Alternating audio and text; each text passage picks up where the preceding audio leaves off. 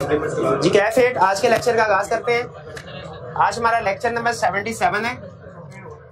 कल हमने related party का टॉपिक स्टार्ट किया था। उसमें हमने कुछ इंट्रोडक्टरी कंसेप्ट स्टडी किए कि रिलेटेड पार्टीज होती क्या हैं और एज ऑडिटर हमारे लिए क्यों अहम है। फिर उसके बाद हमने कुछ प्रोसीजर परफॉर्म किए एज ऑडिटर रिलेटेड पार्टीज को आइडेंटिफाई करने के लिए जो जरूरी होते हैं। आज हम अपनी डिस्कशन को इससे आगे लेके चलेंगे। हम सब्सटेंटिव प्रोसीजर स्टडी करेंगे। कल हमने जो प्रोसीजर परफॉर्म किए थे टू आइडेंटिफाई रिलेटेड पार्टीज या to ensure completeness of related parties, उन प्रोसीजर्स को रिस्क असेसमेंट प्रोसीजर्स कहा जाता है। ठीक है, तो रिस्क असेसमेंट प्रोसीजर के नतीजे में जाहिर है हो सकता है कुछ रिस्क सामने आए। तो आज के लेक्चर का जो हमारा मेन थीम है वो ये कि रिस्क असेसमेंट प्रोसीजर के नतीजे में कितनी तरह के रिस्क हमारे सामने आ सकते हैं और हर रिस्क को हमने कैसे एड्रेस करना है। आज के लेक्चर में क्या सीखने जा रहे हैं कि रिलेटेड पार्टी के हवाले से जो रिस्क असेसमेंट प्रोसीजर हमने परफॉर्म किए हैं उनके बाद उनके नतीजे में कितनी तरह के रिस्क आइडेंटिफाई हो सकते हैं और हमने हर रिस्क को कैसे एड्रेस करना है, क्या प्रोसीजर परफॉर्म करने हैं। और आपको पता है रिस्क को एड्रेस करने के लिए जो प्रोसीजर परफॉर्म किए जाते हैं उसे कहा जाता है सब्सटेंटिव प्रोसीजर्स।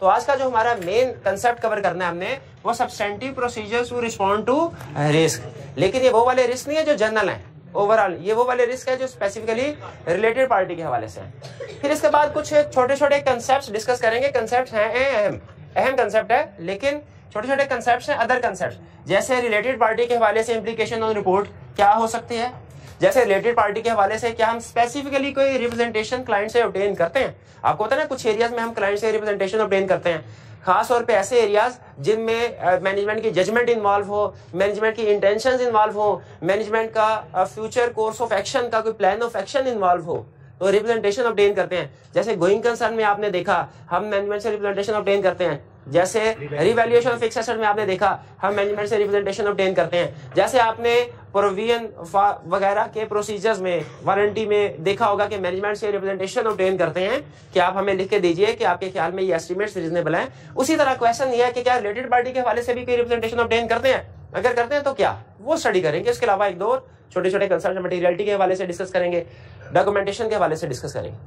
तो आज जो मेन हमारा टारगेट है वो है सब्सटेंटिव प्रोसीजर को समझना। लेकिन मैं आगे चलने से पहले ये इंश्योर करना चाहता हूं कि एग्जाम पॉइंट ऑफ व्यू से कल वाला कंसेप्ट आपने पिक कर लिया।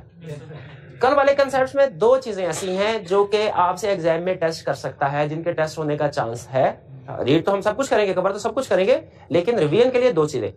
पहली चीज कि क्या आप रिलेटेड पार्टी ट्रांजैक्शंस को एग्जाम में आइडेंटिफाई कर पाएंगे। अगर हमें ट्रांजैक्शंस तो दे लेकिन ये ना बताए कि रिलेटेड पार्टी ट्रांजैक्शंस हैं, तो या कोई ऐसी ट्रांजैक्शन एग्जाम में अगर दे जो outside the normal course of business हो, रूटीन से हट के हो, तो क्या आप इस काबिल होंगे कि जज कर सके हाँ इसमें लगता है रिलेटेड पार्टी इन्वॉल्व होगी। एक ये वो केस स्टडी में टेस्ट करेगा। और एक जो कल हमने चीज सीखी जो रिप्रोडक्शन के क्वेश्चन में टेस्ट कर सकता है वो है कि आपको पता है क्या प्रोसीजर परफॉर्म करने हैं कंप्लीटनेस ऑफ रिलेटेड पार्टीज को इंश्योर करने के लिए। तो पहले मैं आपसे रिप्रोडक्शन का क्वेश्चन पूछता हूं, क्या आपको पता है कि हम रिलेटेड पार्टीज को एज ऑडिटर रिलेटेड पार्टीज को आइडेंटिफाई करने के लिए, ये इंश्योर करने के लिए कि सारी की सारी रिलेटेड पार्टीज आइडेंटिफाई होकर क्लाइंट ने डिस्क्लोज कर दिया, कहीं कोई रह तो नहीं गई, और अगर कोई रह गई है तो वो हम आइडेंटिफाई कर लें। इस चीज को इंश्योर करने के लिए हम प्रोसीजर परफॉर्म करते हैं। वो प्रोसीजर क्या क्या है, सबसे पहले मुझे मेन हेडिंग बताइए। 4 हेडिंग्स थी, इंक्वायरी थी, डिस्कशन में एंगेजमेंट टीम थी, इंस्पेक्शन थी और अदर प्रोसीजर थे। शाबाश। अच्छा मुझे बताइए इंक्वायरी में हम इंक्वायरी किससे करते हैं और किस चीज की इंक्वायरी करते हैं कि हमें रिलेटेड पार्टीज की लिस्ट दीजिए, उसमें आइडेंटिटी, नेचर ऑफ रिलेशनशिप वगैरह के बारे में बात करें। चलिए फिर इसके बाद डिस्कशन एंगेजमेंट टीम एक दूसरे के साथ डिस्कशन करती है, उसमें क्या मैटर डिस्कस होता है रिलेटेड पार्टी के हवाले से। चलिए ठीक है, ये भी क्लियर होगा। फिर इसके बाद वो कौन कौन से डॉक्यूमेंट्स हैं जो कि इंस्पेक्ट करना लाजमी है रिलेटेड पार्टीज को identify, bank and legal confirmation, minutes of the meeting, और कुछ अदर रिकॉर्ड्स हैं वो ऑप्शनल पे हैं, वो आप चाहें तो उनको भी इंस्पेक्ट कर सकते हैं। आपको पता उसमें था इनकम, वो मिसलेनियस रटे वाला पॉइंट है। वो अदर कंफर्मेशन जो है उनको भी यूज किया जाए। बाजू का डेटर्स हमें बता देते हैं कि जी हमें राइट टू रिटर्न दिया गया, हम कहते हैं नॉर्मली तो राइट टू रिटर्न देते ही नहीं है, तुमने क्यों राइट टू रिटर्न दिया, लगता है तुम रिलेटेड पार्टी हो। अदर कंफर्मेशन वगैरह, टैक्स रिटर्न से, इस तरह की चीज डॉक्यूमेंट्स को भी इंस्पेक्ट करने से चांसेस हैं, कंफर्म नहीं लेकिन चांसेस है रिलेटेड पार्टी आइडेंटिफाई हो सकती। अच्छा कुछ अदर प्रोसीजर्स भी थे, वो अदर प्रोसीजर्स क्या थे, प्रायर ईयर के वर्किंग पेपर्स देखो, प्रीडिसेसर ऑडिटर से पूछ लो, कंपोनेंट ऑडिटर वगैरह से, डायरेक्टर्स की एफिलिएशन, बिल्कुल ठीक है। तो हमें अच्छे खासे प्रोसीजर्स हमने सीख लिए।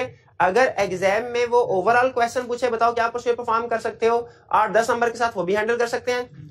अगर वो किसी भी इन 4 में से किसी भी एक पॉइंट को एग्जाम में पूछ ले कि बताइए कौन से डॉक्यूमेंट्स को इंस्पेक्ट किया जा सकता है रिलेटेड पार्टीज को आइडेंटिफाई करने के लिए, या बताइए आप क्या प्रोसीजर परफॉर्म करेंगे, ठीक है, इंक्वायरी क्या होगी, किससे करेंगे, क्या मैटर इंक्वायर करेंगे, डिस्कशन एंगेजमेंट टीम में कौन से मैटर डिस्कस होंगे, तो क्या हम इस काबिल हैं कि पार्ट ऑफ द क्वेश्चन को भी अटेम्प्ट कर सके और पूरे क्वेश्चन को भी। चलिए, ये तो था रिप्रोडक्शन का, ये हो गया साइड पे। अब एग्जाम में सम टाइम रिलेटेड पार्टी को जब केस स्टडी में टेस्ट करता है ना, तो वो कोई ना कोई ऐसी सिचुएशंस दे देता है जिससे हमें उस स्पेसिफिक सिचुएशंस को पढ़ के अंदाजा लगाना पड़ता है कि इसमें रिलेटेड पार्टी इन्वॉल्व हो सकती है, ठीक है।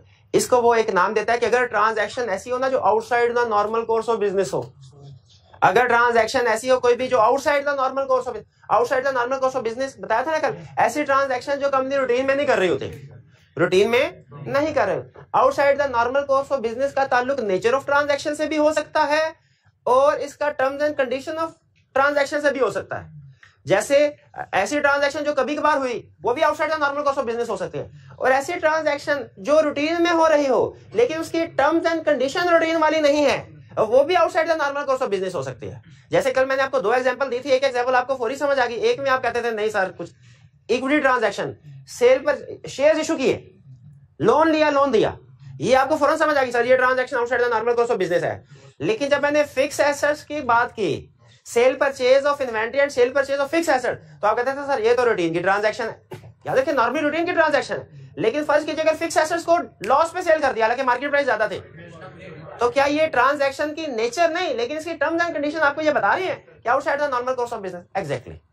तो एग्जाम में जो कल का लेक्चर था उसमें से आपने 2 कंसेप्ट पिक करने हैं। एक रिप्रोडक्शन का क्वेश्चन तैयार करना है कि अगर हमसे पूछे क्या प्रोसीजर परफॉर्म करोगे रिलेटेड पार्टीज को आइडेंटिफाई करने के लिए, टू आइडेंटिफाई रिलेटेड पार्टीज, तो वो प्रोसीजर आप बता सके। और दूसरा, अगर एग्जाम में किसी केस स्टडी में कोई ट्रांजैक्शन दे दे जो कि हटके हो, थोड़ी एबनॉर्मल अनयूजुअल नेचर की हो, transaction outside the normal course of business, आप उसको आइडेंटिफाई कर सकें।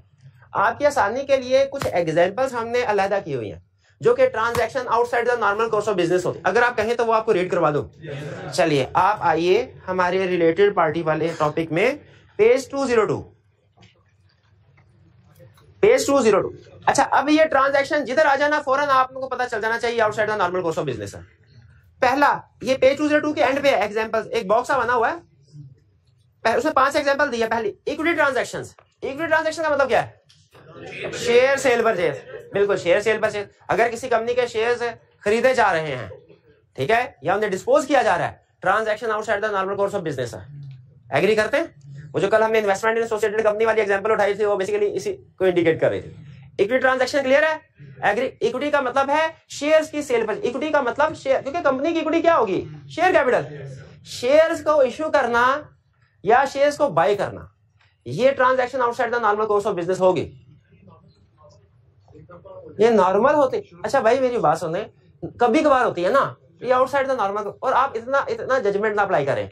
स्टैंडर्ड ने कह दिया ना transaction outside the normal course of business, आंखें बंद करके आमीन कहें, बस ठीक है, या इसको आपने याद कर लें, जहां भी आए ना transaction outside the normal course of business, ठीक है, क्योंकि ये जजमेंटल इशू है ना। मैं साबित कर रहा हूँ आउटसाइड, आप कहेंगे नहीं सर ये तो वैसे तो हर ट्रांजैक्शन ही नॉर्मल है, कोई भी काम कर लेना। हाँ, वो जाहिर है कंपनी करती है दुनिया में, ना तो वो कंपनी पहली दफा कर रही है ना आधी दफा कर रही है, लेकिन हम इससे वो ट्रांजैक्शन निकाल रहे हैं जो रूटीन से हटके हैं, रूटीन से हटके जो जनरली नहीं होती।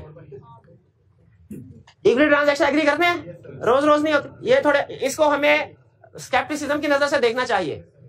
दूसरे, transaction with offshore entities. Offshore entities क्या है?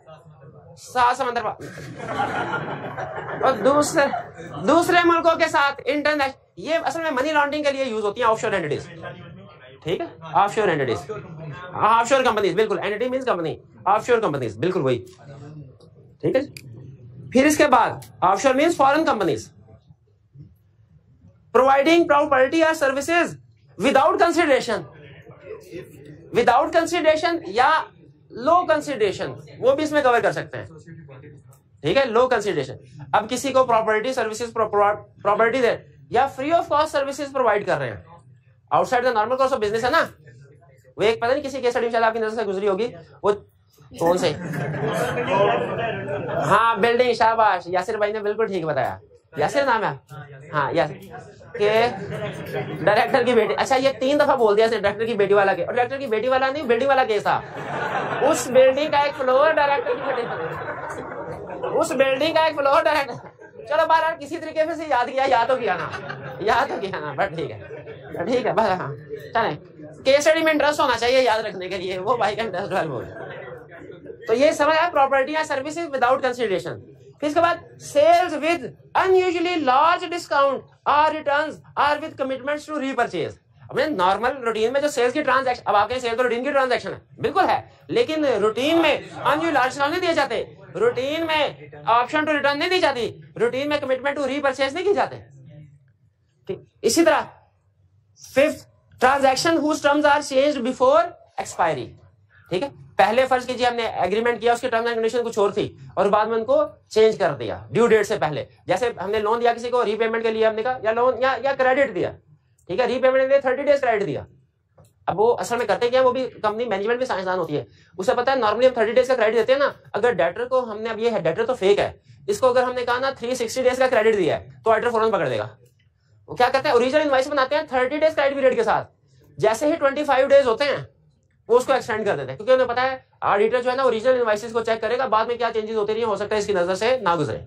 तो अगर किसी भी कॉन्ट्रैक्ट की टर्म्स एंड कंडीशन चेंज होती है, एक बार चेंज होती है, इसका मतलब है इसमें ये नॉर्मल रूटीन का काम नहीं है। तो ये 5 ऐसी एग्जांपल्स हैं जो कि transaction outside the normal course of business हैं। आइंदा जब कभी किसी भी केस स्टडी में इनमें से कोई भी ट्रांजैक्शन आए, पहचान लेना है आपने। बस ये था हमारा कल का लेक्चर। अगर आपको दोनों चीजें मुझे ओके कर देते तो मैं आगे चलता हूं। पहली चीज ये कि क्या आप प्रोसीजर बता सकते हैं टू आइडेंटिफाई रिलेटेड पार्टीज जो मैनेजमेंट ने हमें नहीं बताई, और दूसरी चीज एग्जाम में अगर केस स्टडी आए और इन 5 में से कोई ट्रांजैक्शन आ रही हो, पहचान लेंगे ये transaction outside the normal course of business है। चलिए अब चलते हैं हम आगे। अब देखिए मुझे ये बताइए, रिस्क की बात करते हैं। पहले रिस्क, कल हमने प्रोसीजर परफॉर्म किए किस लिए, ताकि हम इंश्योर कर लें ऐसा तो नहीं मैनेजमेंट ने कोई रिलेटेड पार्टी हमसे छुपा ली है, और अगर छुपा लिया है तो हम उसको आइडेंटिफाई कर लें। इसके लिए हमने कभी किसी ऑडिटर से पूछ रहे थे, कभी मैनेजमेंट से पूछ रहे थे, डायरेक्टर से पूछ रहे थे, रिकॉर्ड चेक कर रहे थे। जिस तरह से हमें जरा भी इंडिकेशन मिल सकती थी कि रिलेटेड पार्टी अगर हो तो यहाँ पे लिखी होगी, हमने हर वो डॉक्यूमेंट, हर वो रिकॉर्ड इंस्पेक्ट किया। जिस बंदे से हमें लगता था इसको रिलेटेड पार्टी का पता होगा, हमने उस बंदे से पूछ लिया। इस सारी इंक्वायरी, डिस्कशन, इंस्पेक्शन के बाद क्या पॉसिबल है कि हमारे सामने एक ऐसी रिलेटेड पार्टी आ जाए जो मैनेजमेंट ने आइडेंटिफाई नहीं की? पॉसिबल, बिल्कुल रिस्क है। तो पहला रिस्क रिलेटेड पार्टी के हवाले से, पहला risk, if auditor identifies A related party which was not identified by management, which was not disclosed by management, पहला रिस्क। एग्री करते हैं ये पॉसिबिलिटी है। दूसरा, क्या ऐसा पॉसिबल है कि मैनेजमेंट ने कहा हो हम तो सारी रिलेटेड पार्टी के साथ ट्रांजैक्शंस आर्म लेंथ बेसिस पे करते हैं, और असल में ट्रांजैक्शन आर्म लेंथ बेसिस के ऊपर ना हो, मैनेजमेंट ने एप्रोप्रिएटली अकाउंट फॉर ना किया हो? ऐसा पॉसिबल कि रिलेटेड पार्टी तो सारी की सारी डिस्क्लोज कर दी उसने, लेकिन कुछ ट्रांजैक्शन, कुछ को एप्रोप्रिएटली अकाउंट फॉर नहीं किया। तो हम, अगर मैनेजमेंट ये कहती है कि जी हमने तो सारी ट्रांजैक्शंस को एप्रोप्रिएटली अकाउंट फॉर कर दिया है, हमने तो सारी ट्रांजैक्शन आर्म लेंथ बेसिस पे रिकॉर्ड की हुई है, क्या हमें सिर्फ अपना जोर सिर्फ इस चीज पे देना चाहिए कि ट्रांजैक्शन सारी की सारी डिस्क्लोज हो जाएं, कि ये भी चेक करना चाहिए वो एप्रोप्रिएटली अकाउंट फॉर भी हुई है कि नहीं हुई? काउंटिंग भी देखनी चाहिए कि नहीं देखनी चाहिए? ट्रांजैक्शन आर्म लेंथ बेसिस में देखना चाहिए कि नहीं देखना चाहिए? कि सिर्फ डिस्क्लोजर के ऊपर जोर देना है? ये भी देखना चाहिए अकाउंट फॉर प्रॉपर्ली है कि नहीं है। दूसरा रिस्क ये, एग्री करते हैं इस रिस्क से? ठीक है, रिस्क असेसमेंट प्रोसीजर हमने कल परफॉर्म किए, क्या उससे ये रिस्क सामने आ सकता है कि रिलेटेड पार्टी जो पहले मैनेजमेंट है वो हम कर लें? क्या ये सामने आ सकता है कि ट्रांजैक्शन हो सकता है आर्म लेंथ बेसिस पे ना हो? इसको भी एड्रेस करना चाहिए। अच्छा, इसके बाद नेक्स्ट, क्या ऐसा हो सकता है आपको कोई ऐसी ट्रांजैक्शन नजर आ जाए जो outside the normal course of business हो? आउटसाइड द नॉर्मल, जैसे अभी हमने पढ़ी, बिल्कुल है, ये भी एक रिस्क है। आप बताइए इसमें रिस्क है कि नहीं है? ये भी रिस्क है रिलेटेड पार्टी के हवाले से। और फिर ऐसी रिलेटेड पार्टी जिसका डोमिनेंट इन्फ्लुएंस हो, डोमिनेंट इन्फ्लुएंस हो, ये भी रिलेटेड पार्टी। एक होता है रिलेटेड पार्टी, ठीक है, जिसका इन्फ्लुएंस हो, एक होता है डोमिनेंट इन्फ्लुएंस। यू समझ लीजिए कंट्रोल, और कंट्रोल भी ऐसा कि उस रिलेटेड पार्टी के आगे पूरी ऑर्गेनाइजेशन में कोई भी बंदा नहीं बोल सकता, कोई भी नहीं बोल सकता। जैसे जैसे जी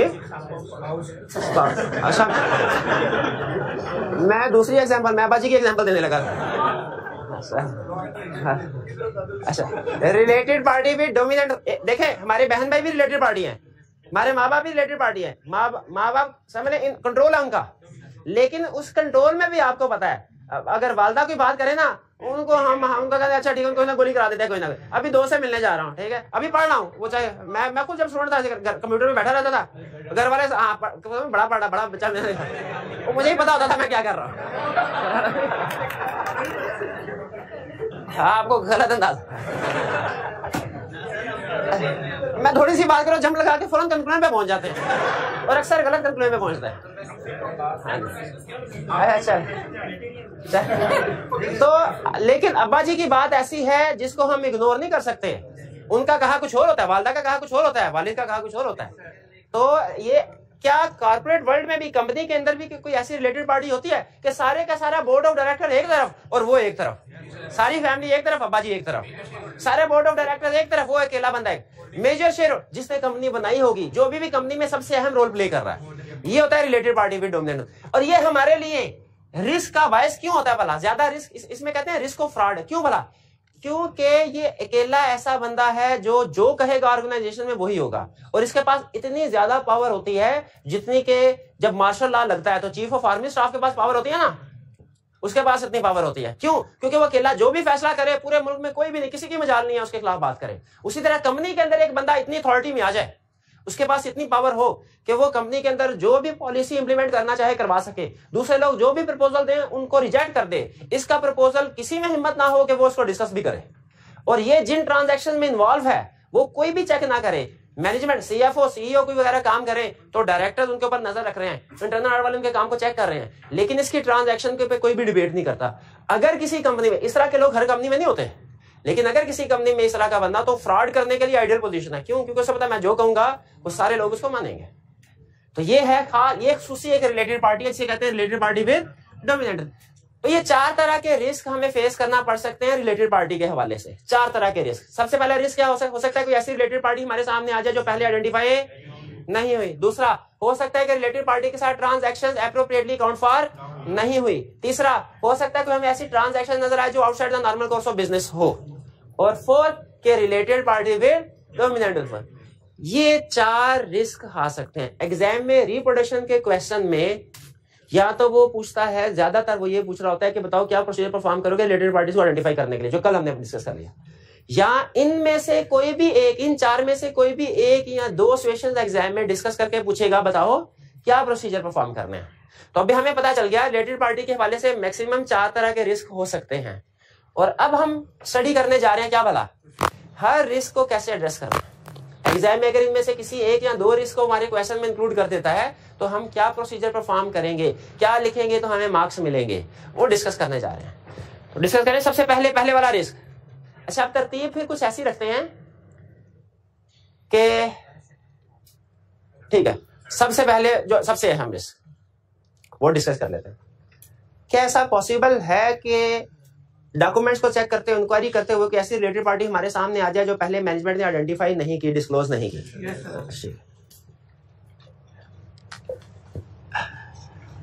आपको टू और ऑन का फर्क बताया मैंने। रिक्वायरमेंट में देखें 6 महीनों में आपने पूरी बुक पढ़ी, लेकिन जब आप एग्जाम में बैठ जाते हैं ना, उस वक्त सारी बुक एक साइड पे, वो वाले कंसेप्ट आपके लिए सबसे अहम होते हैं जिनके ऊपर क्वेश्चन टेस्ट हुआ है, वो सबसे ज्यादा अहम। और यानी आपका पूरा पेपर जो है वो ज्यादा अहम है पूरी बुक में जो कुछ लिखा हुआ उससे, क्योंकि ये वो चीज जो टेस्ट कर। उसी तरह पूरे पेपर में आप पूरे उस अहम पेपर में से सबसे अहम चीज क्या होती है? आपकी रिक्वायरमेंट। क्वेश्चन के केस स्टडी भी अहम है, रिक्वायरमेंट सबसे ज्यादा अहम है। पूरी किताब पढ़ना इतना अहम नहीं है, लेकिन पूरा पेपर पढ़ना ज्यादा अहम है। ऐसे ही है, पूरा पेपर पढ़ना भी अहम है, लेकिन हर क्वेश्चन की रिक्वायरमेंट को गौर से पढ़ना सबसे ज्यादा अहम है। जिसने रिक्वायरमेंट को सही तरीके देखे, अगर क्वेश्चन को पढ़ते हुए एक आधा आप स्किप कर देना मैं फैक्टर, उसका नंबर कटेंगे, लेकिन कितने, 1-2 नंबर कट। लेकिन अगर रिक्वायरमेंट ही आप गलत पढ़ गए, पूछा कुछ और, तो फिर जो कुछ भी लिखेंगे सारे का सारा गलत। तो रिक्वायरमेंट आपने हर पेपर में, सिर्फ आर्टिकल पेपर की बात नहीं कर रहा, हर पेपर की बात कर रहा हूँ, रिक्वायरमेंट को खास तौर पर 2-3 दफा पढ़ लें, ठीक है, ताकि आपको इतनी तसल्ली हो, चाहे थोड़ा लिख रहा हूँ लेकिन जो लिख रहा हूँ वो सही लिख रहा हूँ, ये तसल्ली होनी चाहिए। और ज्यादातर स्टूडेंट इस वजह से फेल नहीं होते कि ज्यादा याद किया था, एग्जाम में जाके भूल के कम लिख के आए। ज्यादातर स्टूडेंट्स जो मेरी असेसमेंट इस वजह से फेल होते हैं, क्वेश्चन की रिक्वायरमेंट को इंटरप्रेट नहीं कर पाते, हालांकि मेहनत की होती है, पढ़ा होता है। तो एग्जाम में अब 2 देखे, क्वेश्चन की स्टेटमेंट में बोल रहा हूँ, स्टेटमेंट तकरीबन मिलती जुलती है दोनों केसेस में, एक लफ्ज का फर्क है, और आपने उस एक लफ्ज के फर्क से क्वेश्चन चेंज हो जाता है। जैसे एक एग्जांपल मैंने आपको दी थी, बताइए कौन से प्रोसीजर है रिलायबिलिटी ऑफ एविडेंस के, कौन से प्रोसीजर है reliability of data for analytical procedure के, दोनों में फर्क है। अब सुनिए, एग्जाम में पूछा, बताइए what procedure would you perform as an auditor to identify a related party which is not identified by management. To identify a related party, what procedure would you perform to identify a related party? कल वाले बस, अब सुनिए, what procedure as an editor would you perform on identifying a related party not identified by management? To identify का मतलब पहले वाला procedure, पहले वाला to identify related party, और on identify का मतलब क्या है, आइडेंटिफाई होने के बाद वाले procedure. What procedure would you perform to identify events या condition casting doubt on going concern?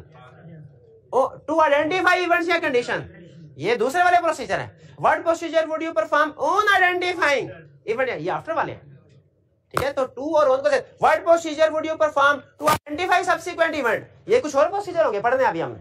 What procedure would you perform on identifying subsequent event, ये और प्रोसीजर है जो पढ़ने आप।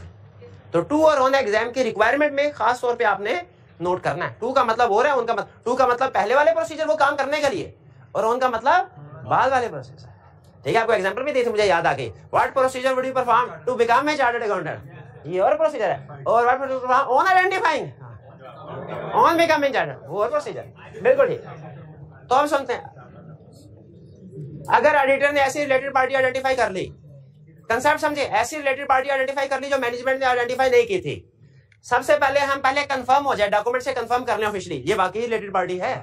किसी बंदे ने, हमें एम्प्लॉय ने बता दिया सर ये भी रिलेटेड पार्टी है, पहले डॉक्यूमेंट से कंफर्म कर लें वाकई रिलेटेड पार्टी। हाँ, फिर भागे मैनेजमेंट के पास नहीं जाना, अपनी सारी टीम को कम्युनिकेट करना। क्यों? क्योंकि उसके एक ट्रांजैक्शन हो सकता है हमारे एरिया में आ रही हो, दूसरे ट्रांजैक्शन किसी और एरिया में आ रही हो, तो सारी टीम को कम्युनिकेट करना चाहिए। फिर क्लाइंट को पकड़, इंक्वायर क्लाइंट से पूछे, बताए भाई आप तो कहते थे हमारे कंट्रोल्स बहुत स्ट्रांग है, याद है ना कल हमने जब लिस्ट ली थी तो लिस्ट के बाद उसके कंट्रोल्स भी पूछे थे, हम कहेंगे कल तो तुम ये कह रहे थे हमारे कंट्रोल्स बड़े स्ट्रांग है, तो ये रिलेटेड पार्टी कहां से आ रही? Why your controls fail to identify this related parties, inquire client why controls fail to identify related party. Controls related party में बहुत अहम होते हैं नॉर्मली, और किसी जगह पे कंट्रोल्स अहम होते हैं, लेकिन अगर कंट्रोल्स वीक होना तो फिर भी हम ज्यादा प्रोसीजर परफॉर्म करके काम चला लेते हैं। लेकिन इसमें हमारे लिए कंट्रोल स्पेशली इंपॉर्टेंट है रिलेटेड पार्टी के हवाले से, क्योंकि इसमें देखिए प्राइमरी रिस्पांसिबिलिटी मैनेजमेंट की, और ये रिलेटेड पार्टी का ताल्लुक भी मैनेजमेंट से है। तो अगर मैनेजमेंट ही ना खुद हमें बताए, ना ही उनका सिस्टम ऐसा और रिलेटेड पार्टीज को आइडेंटिफाई करने वाला, तो हम प्रोसीजर ज्यादा परफॉर्म कर भी लें, हमारी तसल्ली नहीं होगी। इसीलिए कंट्रोल्स, खास तौर पर कंट्रोल्स का पूछ रहे हैं मैनेजमेंट से, वे क्यों फेल हुए, ठीक है, उससे हम अंदाजा लगाएंगे। छोटा मोटा मसला हुआ तो ठीक है, बड़ा मसला हुआ तो मतलब हम कहेंगे और भी रिलेटेड पार्टी हो सकती है जो आइडेंटिफाई। इंक्वायर क्यों फेल हुए, फिर मैनेजमेंट से रिक्वेस्ट करेंगे, देखिए रिलेटेड पार्टी हमने आइडेंटिफाई कर ली, बाकी का काम आप करो। क्या काम? ट्रांजैक्शंस आप आइडेंटिफाई करो। और जब मैनेजमेंट ट्रांजैक्शन की लिस्ट लेके आए, आंखें बंद करके एक्सेप्ट कर ले, परफॉर्म सब्सटेंटिव प्रोसीजर, किस लिए? इन ट्रांजैक्शन को वेरीफाई करने के लिए। और हमारा risk of completeness of related party increase हो जाएगा। एग्जाम में एक रिलेटेड पार्टी आइडेंटिफाई हुई, 2 टीम मेंबर बैठे हैं, एक ने कहा शुक्र है एक ही रिलेटेड पार्टी थी जो मिसिंग थी, वो भी आइडेंटिफाई हो गई। दूसरे ने कहा नहीं, अगर एक रिलेटेड पार्टी ओमिट हो सकती है तो रिस्क है दूसरी भी ओमिटेड होगी। कौन सी अप्रोच ठीक है? दूसरी वाली, सेकंड वाली, रिस्क ऑफ कंप्लीटनेस। लेकिन कौन सी कंप्लीटनेस? रिलेटेड पार्टी लिस्ट की, वो हमारा रिस्क इंक्रीज हो जाएगा। और अगर पता चले जानबूझ कर रिलेटेड पार्टी छुपाई थी, रिस्क ऑफ फ्रॉड भी इंक्रीज हो जाए। क्लियर हो गई ये बात? तो ये हमने पढ़ लिया वो सिचुएशन कि अगर रिलेटेड पार्टीज आइडेंटिफाई हो जो मैनेजमेंट ने आइडेंटिफाई, और ये दोनों प्रोसीजर में फर्क रखना है, कल वाले में और आज वाले में मिक्स नहीं करना।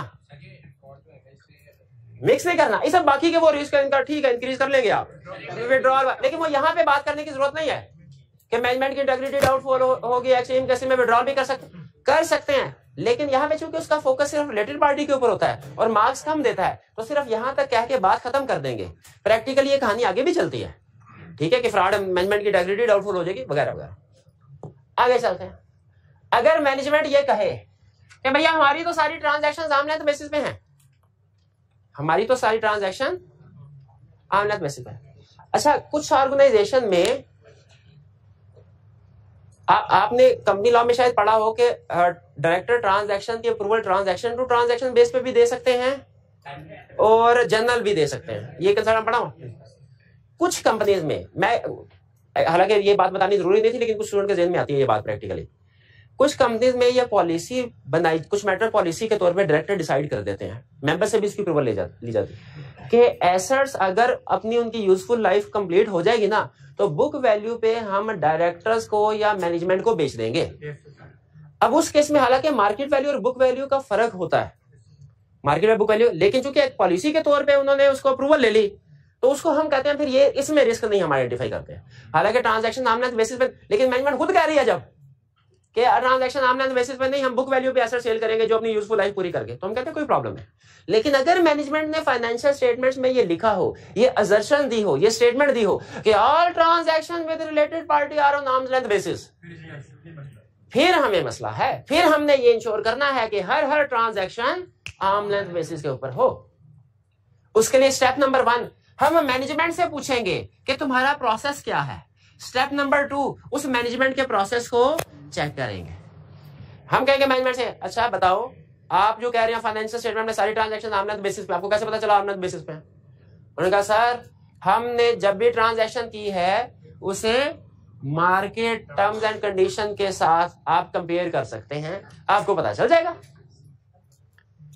ठीक है, पहली ऑप्शन कंफर्म करने के लिए, क्योंकि ट्रांजैक्शन आर्म लेंथ बेसिस पे है कि नहीं है, क्या कर सकते हैं, मार्केट के साथ कंपेयर। लेकिन कुछ एसेट्स की तो मार्केट होती ही नहीं, ठीक है, जैसे हमारे क्लाइंट था बीडीसीएल था, वो टेलीफोन सेट की उसको जरूरत पड़ती थी, ठीक है, तो टेलीफोन सेट बनाने के लिए सिर्फ एक कंपनी थी जिससे वो सारी के सारे टेलीफोन सेट खरीदता था, ठीक है, सॉरी 2 कंपनीज थी जिनसे वो टेलीफोन सेट खरीदता था, एक होती थी टीआईपी और एक होती थी सीटीआई। आप भी अगर पुराने सेट देखें ना, उसके ऊपर टीआईपी आपको लिखा नजर आएगा।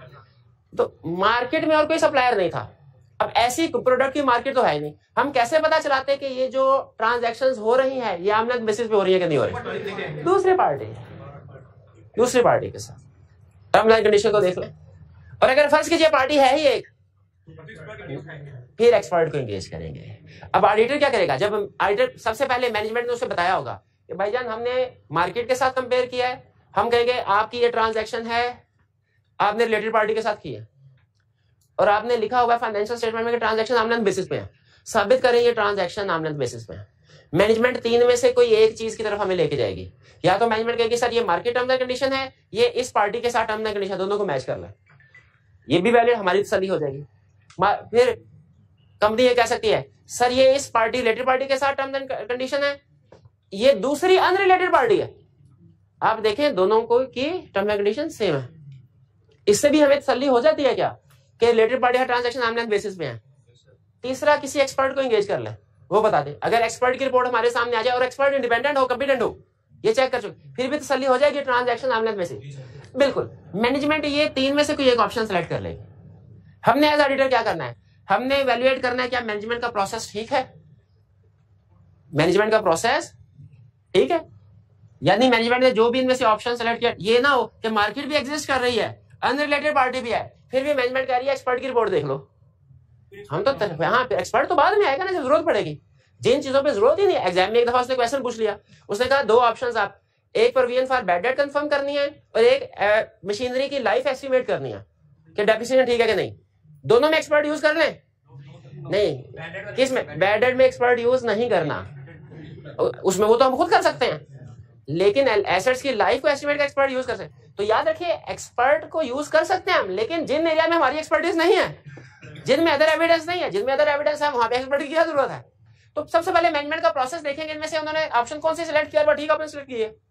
फिर देखेंगे सोर्स डाटा, यानी इसका सोर्स डाटा क्या होगा कि टर्म्स एंड कंडीशन, इनवाइसेस वगैरह जो अनरिलेटेड पार्टी के साथ सेल की हैं वो ठीक है कि नहीं, और जो अजम्पशंस ली गई हैं वो रीजनेबल है कि नहीं।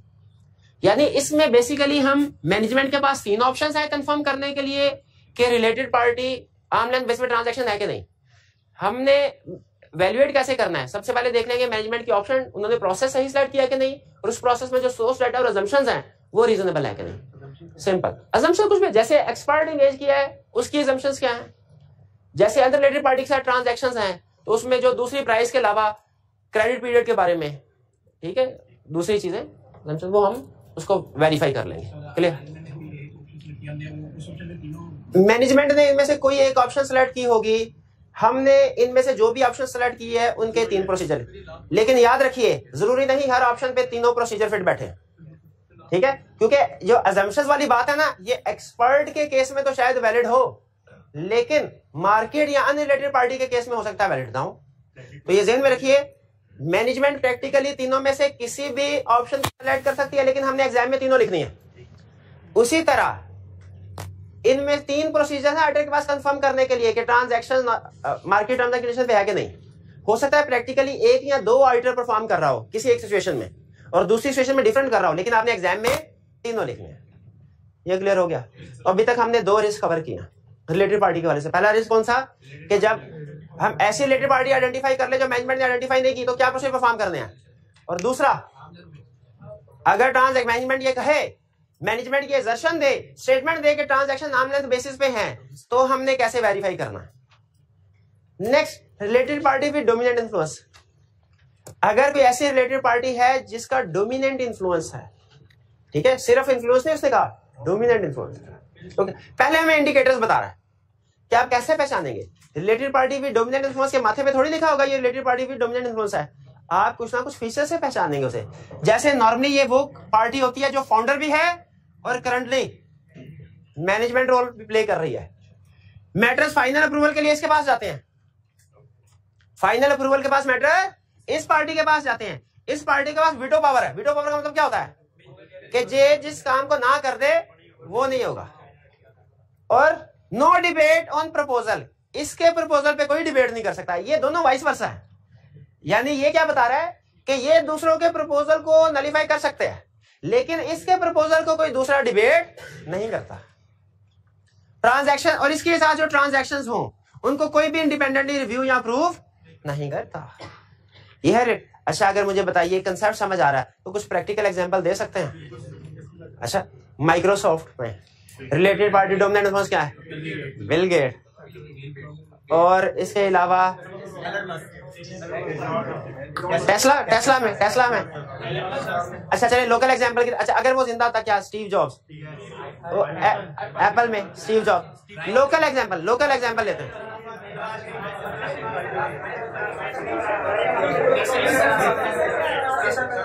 बहरिया टाउन,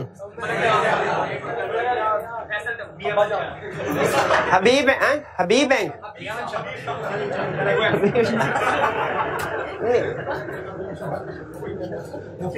पाकिस्तान में जो ज्यादातर पॉलिटिकल पार्टीज हैं इनके लीडर, ये क्लासिक एग्जांपल है related party with dominant influence की, ठीक है, क्योंकि इनका स्ट्रक्चर कुछ इस तरह का होता है।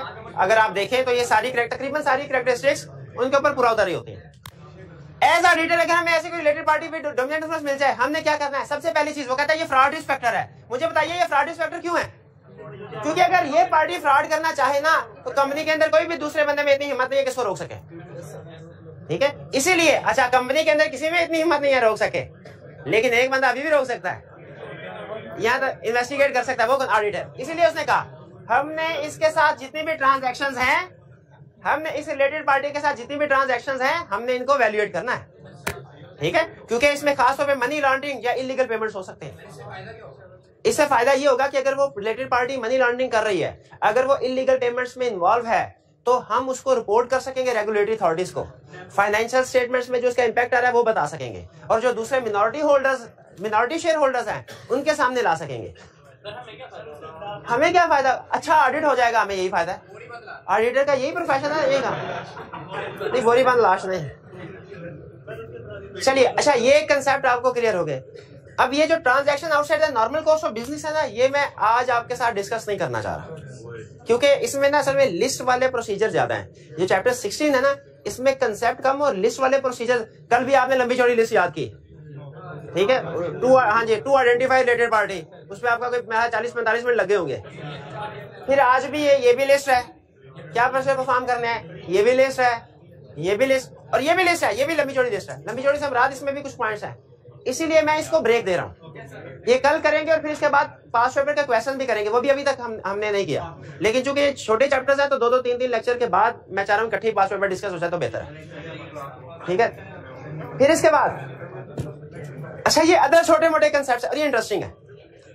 ये आपसे रिप्रोडक्शन में तो शायद ना टेस्ट करे, लेकिन केस स्टडी में टेस्ट कर सकता है, और ये इंटरेस्टिंग कंसेप्ट है। पहला कंसेप्ट मटेरियलिटी का। क्या रिलेटेड पार्टी ट्रांजैक्शन और मटेरियलिटी का कोई लिंक है?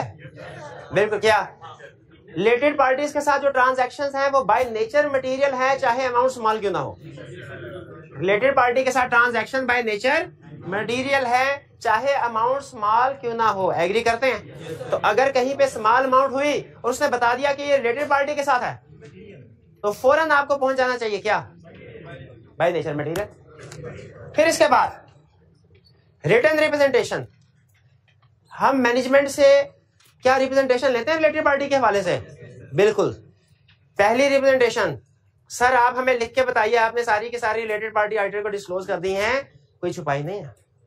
और दूसरी रिप्रेजेंटेशन, सर आप हमें रिप्रेजेंटेशन दीजिए कि आपने सारी की सारी related party relationship transaction applicable financial reporting framework के मुताबिक आइडेंटिफाई कर दी है, डिस्क्लोज कर दी है और अकाउंट फॉर्म भी कर दिया, ठीक है।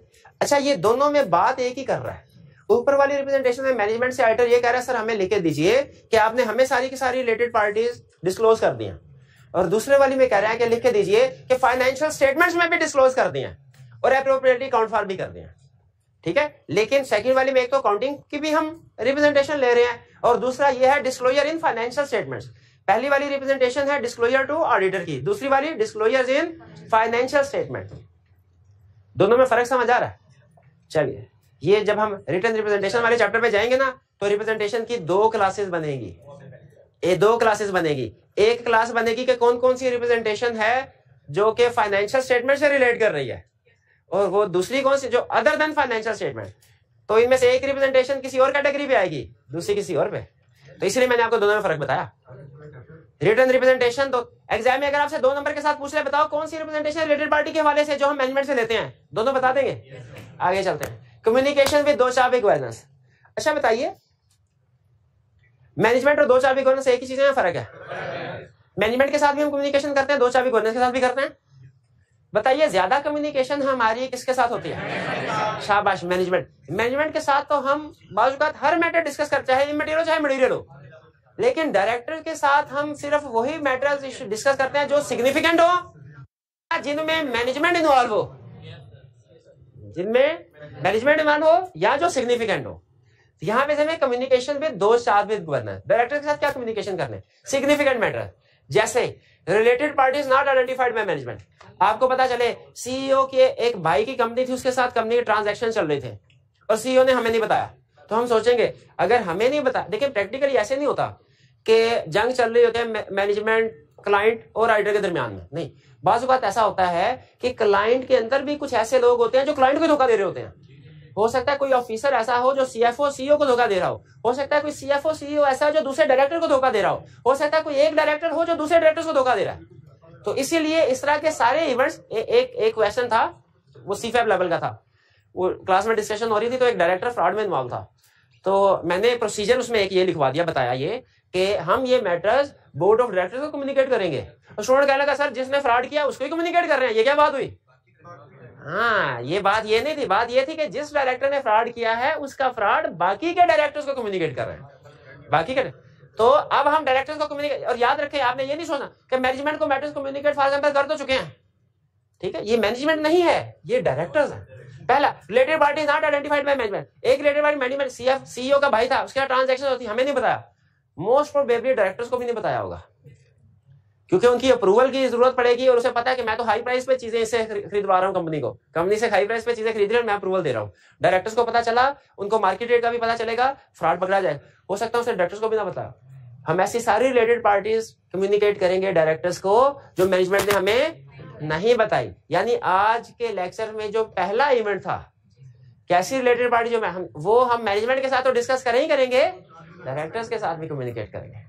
फिर रिलेटेड पार्टी, ऐसी रिलेटेड पार्टी ट्रांजैक्शंस जिनमें डायरेक्टर्स की अप्रूवल नहीं ली गई, ऐसी रिलेटेड पार्टी ट्रांजैक्शन जिनमें डायरेक्टर्स की अप्रूवल, लॉ में ये लिखा हुआ है, अभी रिसेंटली हमारे सिलेबस में ऐड हुआ कि जितनी भी रिलेटेड पार्टी ट्रांजैक्शन है डायरेक्टर्स की अप्रूवल होनी चाहिए, डायरेक्टर्स की अप्रूवल होनी चाहिए। अगर कोई ट्रांजैक्शन ऐसी है जिसमें डायरेक्टर्स की अप्रूवल नहीं, वो फ्रॉड को इंडिकेट करते हैं, वो भी डायरेक्टर को बताएंगे। क्लियर? फिर इसके बाद नेक्स्ट डॉक्यूमेंटेशन। क्या रिलेटेड पार्टी के हवाले से हमें कुछ मैटर्स डॉक्यूमेंट करने चाहिए, अपने पास लिख के रखने चाहिए? क्या लिख के रखें? Name of related party, nature of relationship. क्यों? ट्रांजैक्शंस डॉक्यूमेंट करने की जरूरत नहीं, वो पहले वो फाइनेंशियल स्टेटमेंट में भी तो है, फाइनेंशियल हम अपने पास रख रहे हैं, ठीक है। ट्रांजैक्शन रिक्वायर्ड नहीं है, आपने अपने प्रोसीजर को परफॉर्म करते हुए जो ट्रांजैक्शन वेरीफाई किए हैं ना, वो आपकी डॉक्यूमेंटेशन का हिस्सा होंगी। लेकिन सारी ट्रांजैक्शंस आपको डॉक्यूमेंट रिक्वायर्ड नहीं। रिक्वायर्ड क्या चीजें? सिर्फ नेम और ये क्यों रिक्वायर्ड है भला? क्यों? हाँ, नेक्स्ट आपको याद है कल वाले प्रोसीजर में हमने एक प्रोसीजर भी पढ़ा था कि पिछले प्रीडिसेसर नहीं, वो तो उस वक्त है जब प्रीवियस ईयर वर्किंग पेपर वाला था, तो हाँ अगले साल के ऑडिट में काम आएगी। इससे हमें वो कंसेप्ट भी लिंक हो गया, हमें समझ भाई इस साल लिखेंगे तो अगले साल प्रीवियस ईयर के वर्किंग पेपर में रिलेटेड पार्टी को मैच कर सकेंगे ना। रिपोर्टिंग इम्प्लीकेशन, पूरे हमारे सिलेबस में पूरे ऑडिट में एक केस ऐसा है जिसमें ओपिनियन मॉडिफाई किया जा रहा है कंट्रोल्स की बेस पे।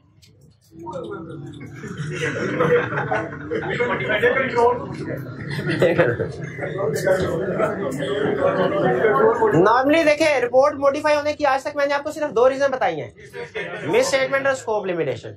ये वाहिद एग्जांपल है जिसमें ना मिस स्टेटमेंट है ना स्कोप लिमिटेशन, कंट्रोल्स के इनइफेक्टिव, कंट्रोल्स के वीक होने की वजह से हम ओपिनियन मॉडिफाई कर रहे हैं। और इसकी नेचर समझे। असल में स्टैंडर्ड क्या कहता है, जरा गौर से सुनेगा। कहता है अगर मैनेजमेंट के controls over related parties weak हैं, अगर मैनेजमेंट के controls over related party ineffective हैं, तो आप कभी भी इस काबिल नहीं होंगे कि सारी की सारी रिलेटेड पार्टीज को आइडेंटिफाई कर सकें। आप कभी कंफर्म नहीं हो सकते, आप कभी सफिशिएंट एप्रोप्रिएट ऑडिट एविडेंस हासिल नहीं कर सकते, क्योंकि एक आधी पार्टीज को तो चलो हम आइडेंटिफाई कर लेंगे, अगर कंट्रोल्स वीक हैं तो पता नहीं कितनी दर्जनों की तादाद में रिलेटेड पार्टीज ऐसी होंगी जो कि आइडेंटिफाई होकर डिस्क्लोज नहीं हुई। तो ये तो मैनेजमेंट का काम है ना। मैनेजमेंट ने ही अगर कंट्रोल्स अप्लाई नहीं किया हुआ तो आप कभी भी अपने प्रोसीजर को बढ़ा के भी उस लेवल पे नहीं पहुंच सकते कि जब उस वक्त पहुंचते जब कंट्रोल्स ठीक होते और रिलेटेड पार्टी आइडेंटिफाई हो रही होती। इसीलिए अगर कंट्रोल्स इनइफेक्टिव है, इसका मतलब है आप रिलेटेड पार्टी का एविडेंस ऑब्टेन नहीं कर सकेंगे और ये स्कोप लिमिटेशन हो जाएगी। इंटरनल कंट्रोल्स के वीक होने की वजह से स्कोप लिमिटेशन हो जाएगी। और अगर इफेक्ट मटेरियल है तो क्वालिफाइड, परवेसिव है तो हम डिस्क्लेमर ऑफ ओपिनियन देंगे। Controls are ineffective. और फिर अगर दूसरा सिंपल केस है, अगर डिस्क्लोजर्स नहीं दिए, रिलेटेड पार्टी हमने आइडेंटिफाई कर ली, मैनेजमेंट ने डिस्क्लोज नहीं की हुई, मिस स्टेटमेंट। इफेक्ट मटेरियल है तो क्वालिफाइड, परवेसिव है तो डिस्क्लेमर ऑफ ओपिनियन। जी ये बुक में नहीं डिस्कस हुआ हुआ, इसको नोट, कोई बात नहीं, कोई बात नहीं, कुछ कार्य हुआ हुआ, कुछ कार्य नहीं हुआ हुआ। इम्प्लीकेशन ऑन रिपोर्ट डिस्कस हुआ है, रिटन रिप्रेजेंटेशन पे डिस्कस हुआ है, हुआ हुआ क्या? अच्छा चले, नहीं हुआ हुआ तो फिर कर लें, अब पुराना एडिशन होगा कुछ शायद। हुआ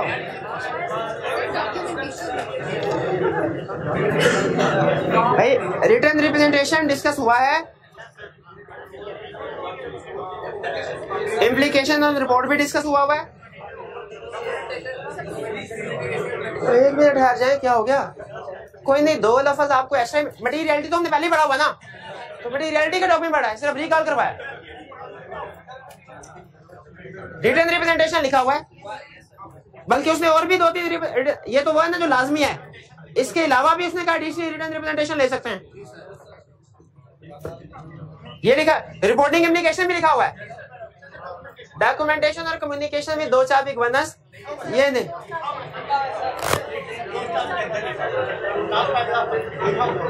वो रिटर्न रिप्रेजेंटेशन का लिखा हुआ है।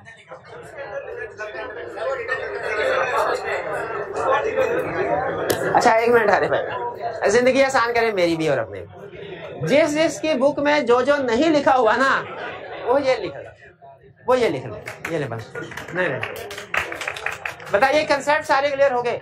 अब सिर्फ एक कंसेप्ट रह गया हमारा, ट्रांजैक्शन आउटसाइड नॉर्मल को। क्विक रिवीजन करते हैं जल्दी से।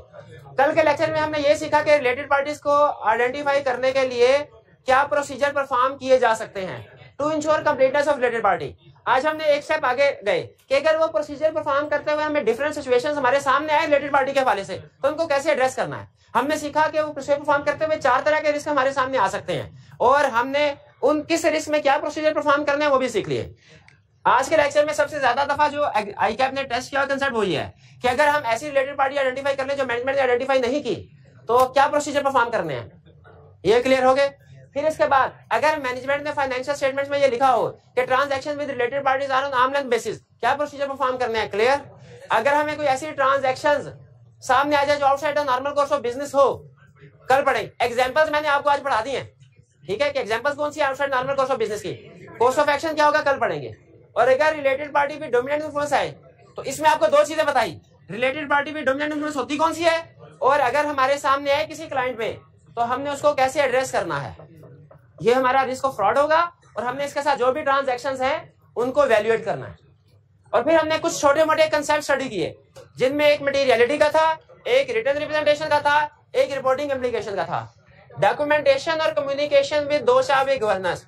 ये एडिशनल कंसेप्ट समझें और इसको कवर कर लें अगर ये बुक में नहीं लिखा हुआ। चलिए आज का लेक्चर यहाँ पे खत्म करते हैं हम। अल्लाह हाफिज।